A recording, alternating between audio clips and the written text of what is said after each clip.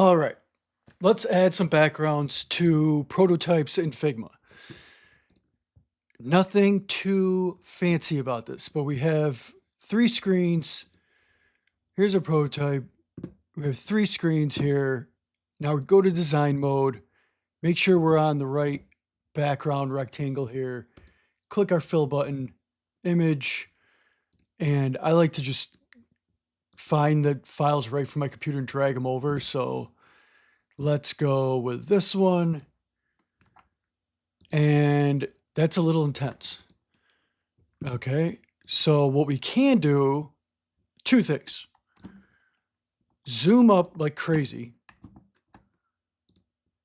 and move this around to find like so you can see what the whole image looks like here. So we have these orange, purple, light blue, faded, blurry gradients. We could just use the gradient like that we want. So we could zoom in and do this. Maybe get some of the purple in there. That looks nice. Or let's scale it back here. Or we could change the opacity. All right, so let's zoom in a little more. Okay, this was 100%. We could scale it back a little bit. That's nice. That's really nice. Okay, I like that. All right, let's try another one. Make sure we're on our background or the right layer over here. Click fill, image. This one has the grain in it. Hold on. Okay, let's do one like this. And again, it's a little too intense for a background for UI, so let's tone it down a little bit. All right. I like that. Okay. Oh, all right. And because these are so big, these images, this pack that I'm using, you could literally, here, I'll show you. You can literally, let's do this last one. So see how I left a lot of white space in this one. This is nice. So you can use it like that. Obviously, you could flip it.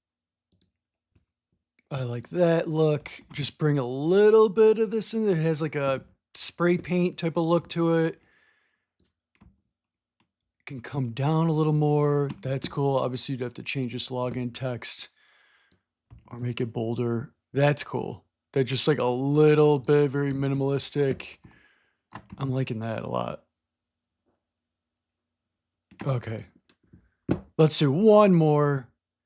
Here, I'm going to swap this out with, okay, perfect.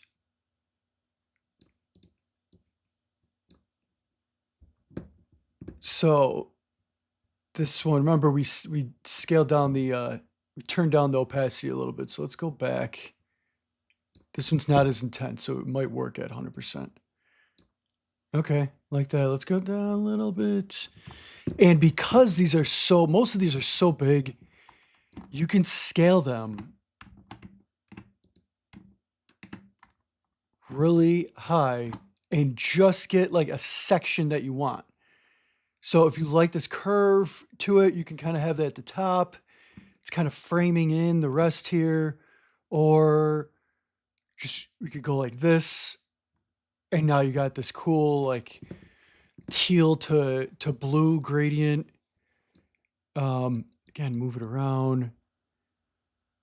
This one has a lot of different colors. So most of these are so big, you could literally scale them and get like 10 images out of each one, depending on where you have that zoom point and like where you crop it in this background.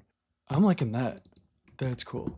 Well, that's easy. Now you could literally, so if you wanted to like keep this one, let's say from this pack, you just like out of all of them, you like this one, you could use this for all your screens and then just change the background a little bit. For one screen, you can have it there, and then for another screen, maybe change it a little bit. like the exact same image, and then you could stay on brand like very easily.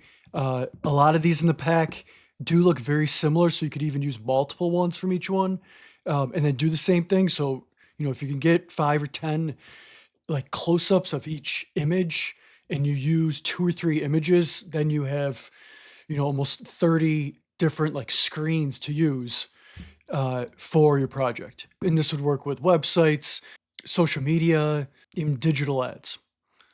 So it really depends on what you want to use it for. But all right, yeah, see you in the next one.